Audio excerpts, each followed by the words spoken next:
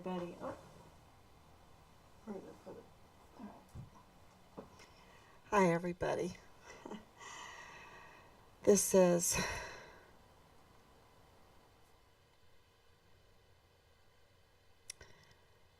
day 1431. 1431 days since Richard vanished from the barracks there. Oh my gosh, I said vanish. I've been doing it for so long, y'all. 1431 days since Richard was murdered. Murdered. Brutally murdered on Fort Bliss, on that footprint. And we still don't have his remains, and today's his birthday.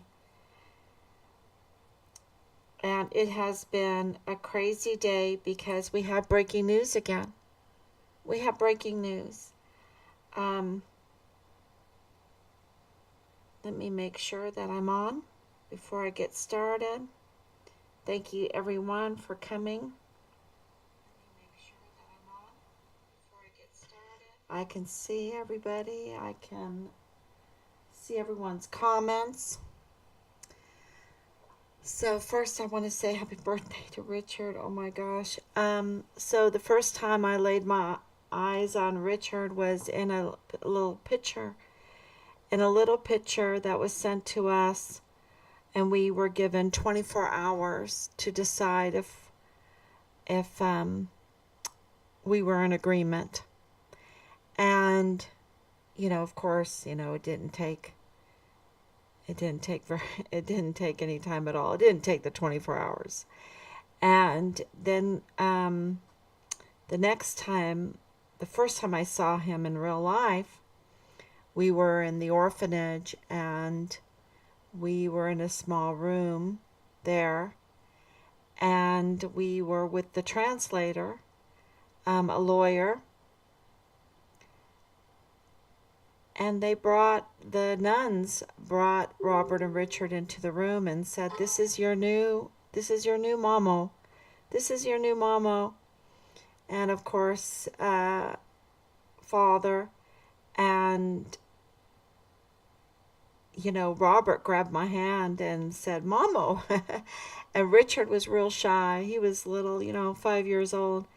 5 years old. I mean, it's tough to be that old and not even know each other's language. And, you have people saying, this is your new mom, right? This is your new dad. And these are your sisters. It's, but I'm going to tell you, and then he slept for like 17 hours when we got to the hotel. He was so exhausted, and he just slept and slept and slept, and we were worried, but he just slept. He needed that sleep. And of course it was winter time, and we did some really fun activities, and I've posted those pictures up. And one of the things that I haven't posted up, but we went to the movies. We went to this wonderful entertainment area that had like a game room and bowling, and it also had a theater. So we went into the theater, and we went to go see The Incredibles, in Polish. And they just sat there, and they didn't show really any excitement or emotion. And we were like, did they even like it, And then we got out in the parking lot. They were running around saying they're Max, because Max was the Polish name for Dash. Anyway, we were like, oh yeah, they liked it. So, and what do I remember from the beginning is that they were so excellent in finding money. They had the best eyes, and we'd be walking through these old Polish towns, and even in Warsaw, we'd be walking around, and they would find money. A euro here, and It was just they'd find little things on the ground. They were just excellent. I just can't even tell you. It was just amazing. So, we got a big kick out of that, and we went into Warsaw. Of course, we had to do some paperwork there, so we took the opportunity to go to the old town and take a horse carriage ride through the old town, and I posted that picture up where we bought lotte. Richard loved ice cream. He loved ice cream. And so even in the middle of the winter, we bought him this cone of ice cream. And anyway, super amazing, amazing memories. Because um, we were there a month, and for the whole adoption process, and we were told that um, our sons had to stay there another month um, for the appeals period, and that they would be staying up in a hotel uh, in Kubalonka, Poland, up in the mountains. And it was like a resort, but really what it was, like an old residual hospital that they kind of turned into like this very, very, very simple, very like USSR kind of hotel. It was, metal beds. It was, the hospital, old hospital, metal beds and everything. And I took pictures of that. I'm going to cry. Um, and we went there to drop them off, and had to a court date to finalize everything. Then went there the next day, and I, looked at Rob and I said, there is no way that I can leave them here by themselves. I would never leave Han and Allison by themselves, and you know and in a place like this, I would never do it, and so I cannot leave them. I need to look after them. So we went to the store, and we bought a whole bunch of supplies, and we made arrangements, and we got a room there. And so I stayed another month. I stayed that whole month with them in this hotel, really hospital, metal beds, and you couldn't regulate the temperature. It was that old USSR, old communist kind of control. And I had to do the laundry by hand, and it was Christmas time, right? This was our first Christmas. It was really um, the kids and me. Rob had to go back and work, and he took the girls with him, and so we had to spend Christmas separate. But I remember doing the laundry after putting the kids to bed. I would do the laundry and I'd hang it up in the room. I bought a line and hung it up. And the nurses would come by because it was still like kind of hospital, like whatever. And one day, like, it was like 5 days into the month, maybe more, but anyway. And I didn't speak any Polish, and they didn't speak any English. But this nurse came up to me, and she went like this to me, come here, And I'm like, really? Okay, what do you want? And, okay, I'm coming. And she walked down the hall, and she went like this, and she turned the corner, and she'd go like this. And she went down another really long hall and goes like this to me, and turns another corner, and turns another corner, and turns another corner, and then pulls out a key to this door, and it's like a closet, right? And she opens it up, and I'm like, what is that in there? Because this is at night after the kids are in bed. And she opens it up, and there it was, a wash machine. And she was like, "You can use this wash machine." And I'm like, "Wow." So then, a couple times a week I could go in there and use the wash machine. And so that was just an amazing memory. But I had paid her to get me a little Christmas tree. I drew her a little picture, and she came with this little Christmas tree in a pot full of sand. And the kids and we made uh, chains, the paper chains and little birds, and and I went to the kiosk and bought some Christmas lights. This was our first Christmas tree. Um, Really sweet. We got this big package from the United States, uh, and with Christmas presents in it, and we just had just an amazing Christmas.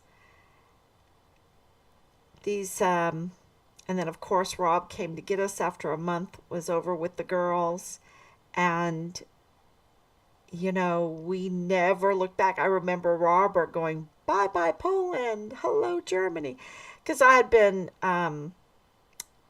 doing lessons with them and going sledding with them. Like half the day was lessons, half the day was sledding. And, they were such daredevils. Oh my gosh. And I know they have those memories. They almost killed me because I would try to catch them when they were sledding. But, yeah, just, I'm so sad. I'm just so sad that I don't have Richard, right? He would have been 25 years today, 25 years old. Beautiful, beautiful young man. Whole life in front of him. And a group, a road group, I would say, a breakaway group. A breakaway group has given us more evidence today. And what do I mean by that? So we have this group that have absolutely been heartless, ruthless, um, and infiltrating. Well, they're impersonating us to intercept information. So it's a betrayal because these people have betrayed us because they just infiltrated in order to intercept information, to tamper with witnesses, to harass witnesses, to harass supporters, to mislead supporters, um, obstruct justice in Richard's case. And this breakaway group is a breakaway group, a rogue group from the original response team in our son's case. So the original military response, not even, well, yeah, the original response team just about 4 years ago. Um, these are the same people, okay? And they are with Dallas Hart. They are with Bob Moore. I mean, Bob Moore's with this group, right? Justin Underwood is with this group, with Dallas Hart and Leilani Hart. And First Sergeant Ruggiero is with this group. And not one thing have we done. Not one thing to Ruggiero that we have done. Not one. To deserve anything. Not one bad word. No. Criticism because he has failed to speak with us and he was Richard's first sergeant. Yeah, there's criticism about that. Yes. But all mis the lies, the misleading, um did I suspect him? Well, when you have a first sergeant that doesn't speak with you, that's really suspicious. So, you know, but nothing unreasonable, nothing, yeah, nothing. We have been absolutely very, very careful in how we've dealt with all of this. And when it was time to be suspicious, you could be suspicious. And, for a first sergeant not to be willing to speak to you speak volumes. It does speak volumes.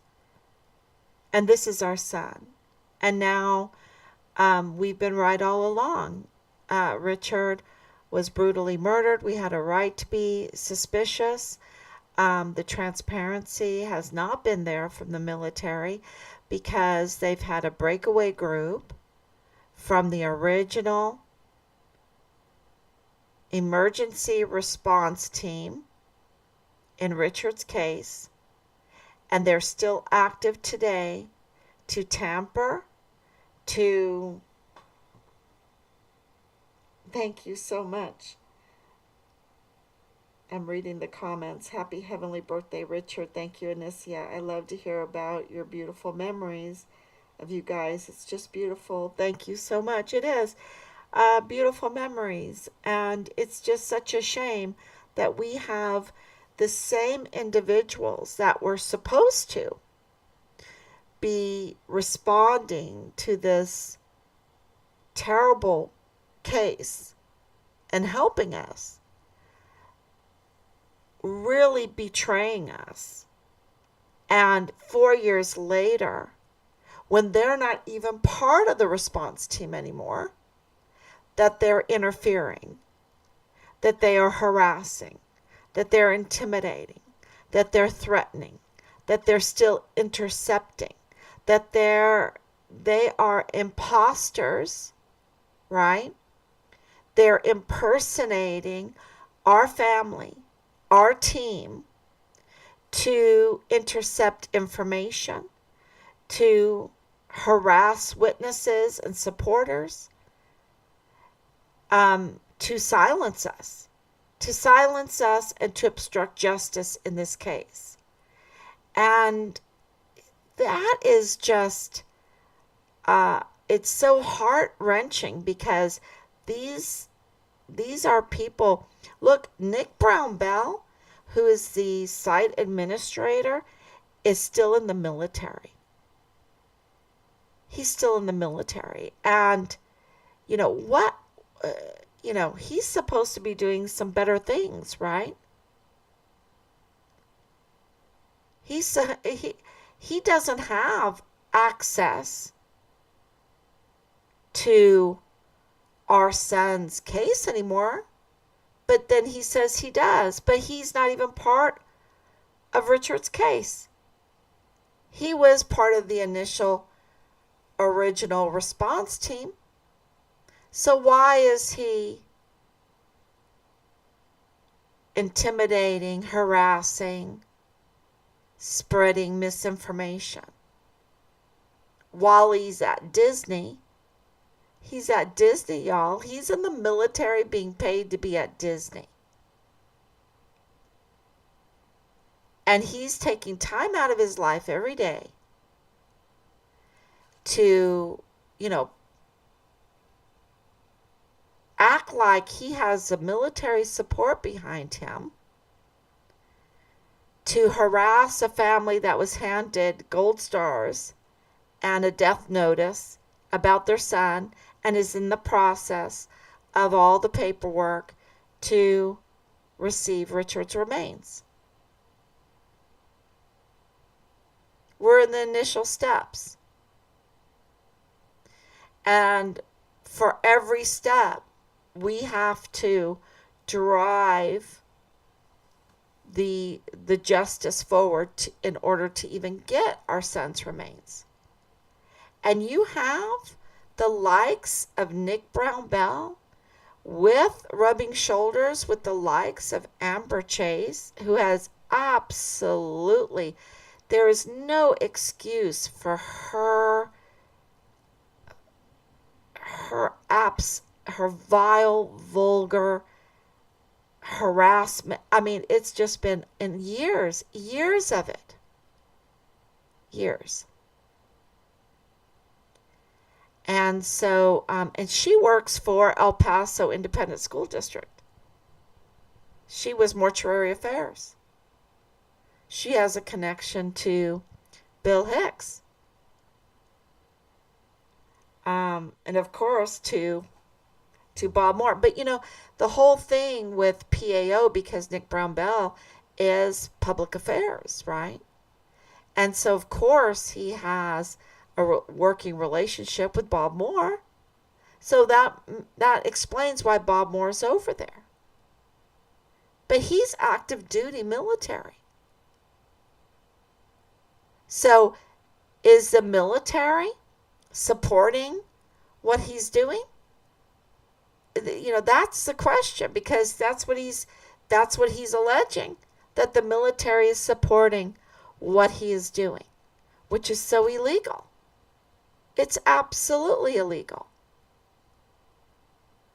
And it really harms the institution. So, but also the other that seems to be liable is Disney. Because doesn't Disney understand that they have children? They have children. That's their business, is children. And you have the likes of Nick Brown Bell, who's rubbing shoulders with Dallas Hart, defending Dallas Hart, defending Leilani Hart. Don't tell me he's defending James Hart with a corroboration now that we have of the conversation between James Hart and Leilani Hart, corroborating the incest and the child sexual assault of Leilani's FBI investigation, that because she filed a criminal complaint against her own family of incest, and had it notarized, of incest and child sexual assault, more and more, child pornography. And Disney does not understand. They don't vet. They do vet. But what's going on here? Wouldn't that make them liable? I mean, we have whole systems that try to keep these child predators away. And people supporting child predators? Yeah,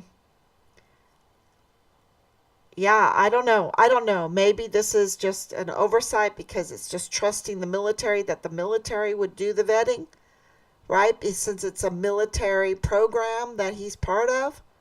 Maybe that's what it is. But there's some explaining that needs to be done. So, and I know that El Paso, it's like, okay, why would El Paso be sending, Fort Bliss sending? Because Fort Bliss is ADA. And I mentioned before, I was born at White Sands, y'all. I was born at White Sands. My dad worked on the missiles. My dad was friends and part of the German American Club there with all of these German officers that were missile and rocketeer engineers. They have high altitude, high pressure balloons. that, carry these satellites around, communication satellites. There's a lot going on there at White Sands. There's a lot going on in ADA. And NASA is very big in all of that. Plays a huge NASA and the military are very close. And NASA and Disney is very close because Disney is the, they're I want to call them the same company, okay? But they're not the same company, I guess not. But they are the PAO for Disney. I mean for NASA. Disney is the PAO for NASA. And, it's nothing new. I mean, uh, all you have to do is look at their projects that they've cooperated together with, and you absolutely see it. Um, just Epcot Center, right? Epcot Center. And when you go to Epcot Center, what do you see? You see the big NASA store. The whole Buzz Lightyear thing, right? The whole Space Shuttle Endeavor is Buzz Lightyear, right? So, they've been, the whole Tomorrowland project was the STEM project innovators is Disney and NASA, Disney and NASA, Disney and NASA. And the ADA, what Richard was in, with, El Paso and White Sands is, you know, absolutely NASA's involved in that. So when you're talking about high altitude balloons, because, and many people don't know this, but NASA controls, most of all the helium. So if you want any kind of high altitude balloon, high pressure, high altitude, you can look them up. They're huge. They're as big as a stadium, right? Some are bigger than stadiums.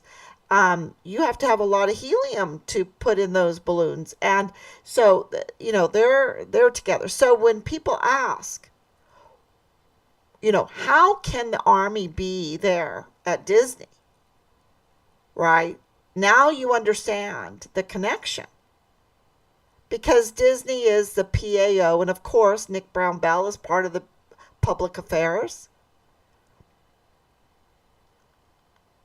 But he seems, well, he doesn't seem, he is a breakaway rogue member of the original response team in Richard's case that is attacking, is targeting our family in order to obstruct justice in Richard's case. With the likes of Amber Chase, with the likes of Ruggiero, with the likes of Bob Moore, of Justin Underwood, of Leilani Hart, of, and there's more. So, this is, the liability did, they, they must think that they will not be held accountable because their boldness in their harassment, in their unauthorized access to files, because they've had access to Rob's files and they've combed through them. And praise God, oh my gosh, that he is such an amazing, amazing man. A man of impeccable character. Because they've combed through it. And can you imagine if your dad, it's not a requirement to ask, where's my son? It's not a requirement that you have to have an impeccable record. You shouldn't have to expect someone to comb through your record and retaliate against you, or look for something to retaliate against, right? Look for any little thing so that they could harass you, so they can obstruct justice in your pursuit to get justice or to get answers, simple answers to where your son is. But I'm telling you, in this case, where Richard is reporting child abuse, child sex trafficking, and you have the likes of Dallas Hart being defended by a public affairs, what is he, a sergeant first class? Day in and day out, trying to silence the family, and doing that over at Disney, when the whole ground of the motive is because of this sex cult, child pornography, child sexual assault. Of course the weapons are in there. Of course the ammunition trafficking is in there. All of that. But this main thing, the main crime, is what they were doing to children. And he's over there at Disney. That, oh man, I'm not going to Disney. I'm not going to bring my grandbabies to Disney. If they are that careless, if they are that careless, because when you look at the evidence that we have looked at, it's a wowzer. And you don't want these people near your children. You don't want them. They are heartless. Absolutely heartless. And, if they don't care about a soldier, if they don't care about a soldier's family, if they don't care about El Paso, about their own community, about their military, about national security, because look, they are harming the military, which is harming our national security. If they don't care about that, and they will stop at nothing to cover up, because what this proves is that this was a cover up. That Task Force 5 Richard Halliday meeting with no op board, this is a cover up. It was a cover up from the beginning. That's what this shows. And so to have a breakaway group from the original response team continue not in helping to get justice for Richard, but to obstruct justice for Richard, says from the very beginning it was botched, they tampered, it was a cover-up, and they are protecting that cover-up. They are protecting what they tampered with, what they botched. That's what this is saying. That's, they have skin in the game. And it's criminal skin in the game. And so this is really, really big. It's a very big breaking news. And because we had to report this all day long on Richard's birthday, the time that it took to put together the criminal complaints to submit them. You know, it is just try putting together um, a because you can't get too emotional. You have to be very succinct and right to the point, and you have to think about the evidence that you have and place just the right evidence because we have so much evidence. Then you have to decide on which evidence you want to submit to support the claims that you're making. Um, yeah, it's hard work. It's very hard work. And then the whole formatting and the editing and so we'll see what happens. But for Amber Chase to be working for El Paso Independent School District, how did she pass her background check? And for Nick Brown. Oh, and the other thing too is they like to change their names. He's like to change his names, whatever. Um, yeah, maybe he has a good reason. You know, who am I? Who am I? But something is really, really stinky. Really stinky. So and for them to, impersonate our cause and our family, just think about the criminality of that. Why didn't they name themselves the breakaway group that wants to obstruct justice of Richard Halliday's case? Why not the group that protects uh, child porn and incest family Hart, the broken heart, the broken hearts, the group that like um, wants to harass the family that asks questions, right? I don't know. Some people are very, very clever and they can come up with some really, I think, with a little bit of time, I can come up with some really clever other names, true names. Why not be honest with people and transparent with people what they are doing?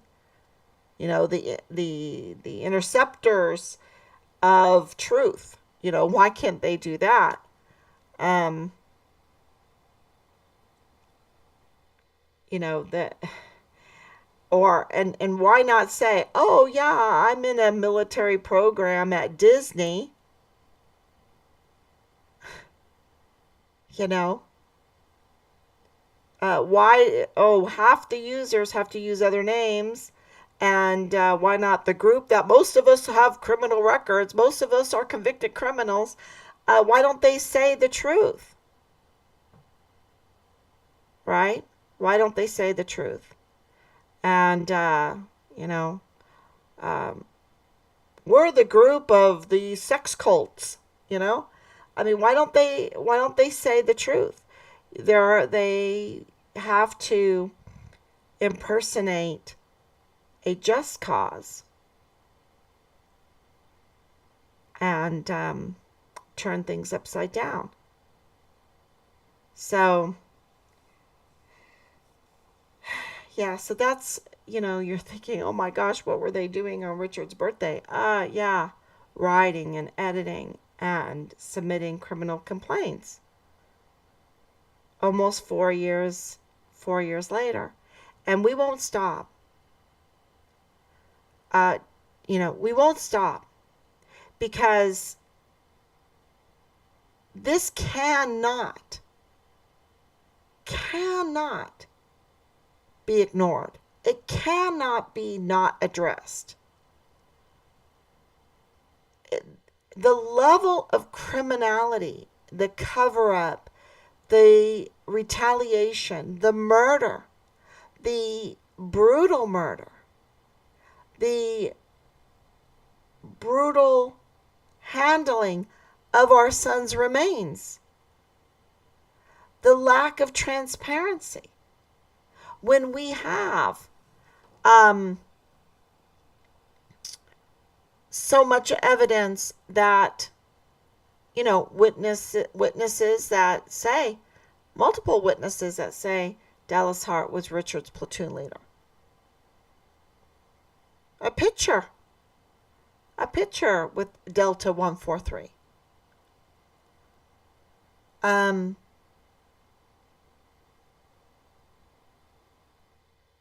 why did they have to scrub? Why did they have to scrub 143 and 243? Why did Dallas have to give us a tampered, a really phony travel voucher? And it's, yeah. But the truth gets out. So,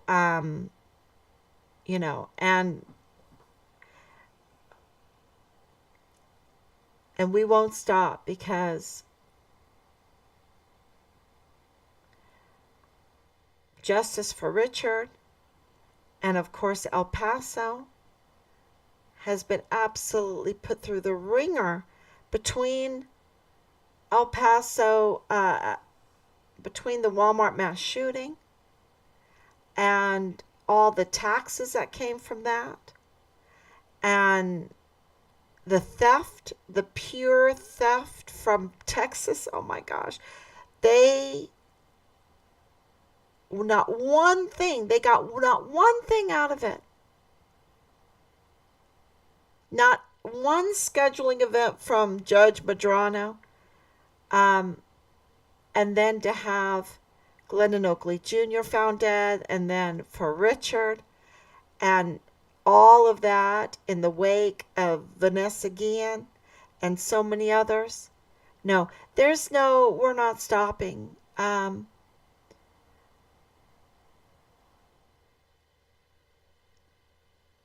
calls you to a certain time, provides you with this, the time and the ability. Um, and you think, okay, maybe we could go camping and go fishing and just do this and do that. Nope, God has other plans. He's like, you're going to fight for justice for these children, for El Pasoans, for your son, for other whistleblowers. He doesn't, he has a mission for us. And so, there it is. When the master gives you a mission, you do it. You do it. So, I'm just, thank you for all the happy birthday wishes, memories for Richard. I wish all of you, some of you knew him. I wish more knew him, and loved to play games. Oh my gosh, not so much, the Nintendo games. He wasn't so much like that. No, he loved to play board games. He liked to play card games. He liked the family to be around the table, and um, yeah, there was a few favorites that we absolutely loved. Some German games we absolutely loved, and he loved it. And he loved Playmobil when he was little. And he loved it when we'd sit around and play with him. So he wasn't a loner. He was all about others, and that's why he cared so much. Well, he always cared.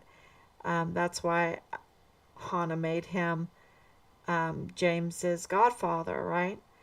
Um, so I was telling James the other day that, well, I can't tell you what I was telling him, but it was about his uncle and what I know that his uncle would want, and yeah, so, and James is missing out.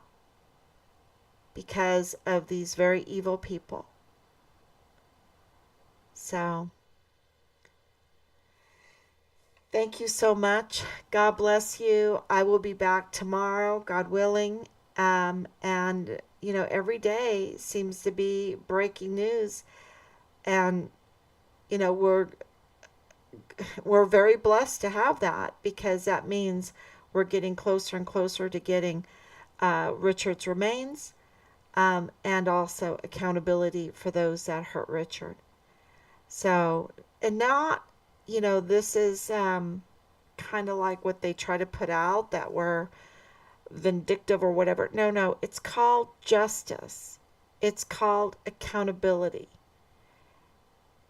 And that's a good thing. These people that have committed these crimes have to be held accountable.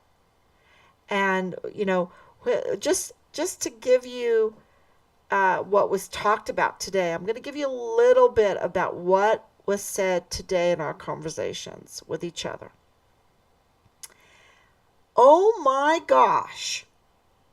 You got Major General Eisenhower scared to respond. We've scared him into silence. We write him emails. He won't even answer, which is really bad for a general, right? A general has to answer. But the discussion is, oh my gosh, we've scared him into silence. And you have this NCO running his mouth about Richard's case. But not engaging with the family to get the truth, because we have the national level CID on record, on a recording, saying that the CID file is tampered with. It is tampered with. And it is botched. So to rely on that, which they tend to do, is not getting the truth, is not getting the whole story. And I know that, the supporters, Team Find Richard Halliday, who's been with us from the very beginning, that are now Team Justice for Richard Halliday, absolutely know what I'm talking about. But for new people coming in, it's kind of hard to get your mind around that, and you can see it in some like new comments, where did his phone last ping, right? Okay, well, his phone was probably taken away. We think his phone was taken away by Dallas Hart. So where did he ping the phone, Because Richard told us that his phone was taken away, or that he lost his phone, right? He lost his phone. And then other peoples were like, oh, no, when you have these big retaliations, they take your phone away. Like when you're in the hospital, they take your phone away and stuff like this. It's like, really? No way. So being the platoon leader, he had total access to Richard, total access to his room, to his belongings. He could order Richard around, and then, so everything, the whole car issue is in question, the phone issues in question, the game, all of that. And that all takes time. Now that we have the declaration of death, we can go back and we can apply. And, so we're still we're now getting some answers. And especially because we found things, right? That's giving us answers and information and evidence. So things that we couldn't get before, now we can get, because we have legal rights to it. So it just all takes time. And, we're very grateful that we got the declaration. And that is, huge, huge institutional support. So I think with this other new information coming out today, and we'll see. We'll see what that brings. Thank you so much. God bless you. And I will be back tomorrow. And thank you for um, all the support. And we love you. Bye bye.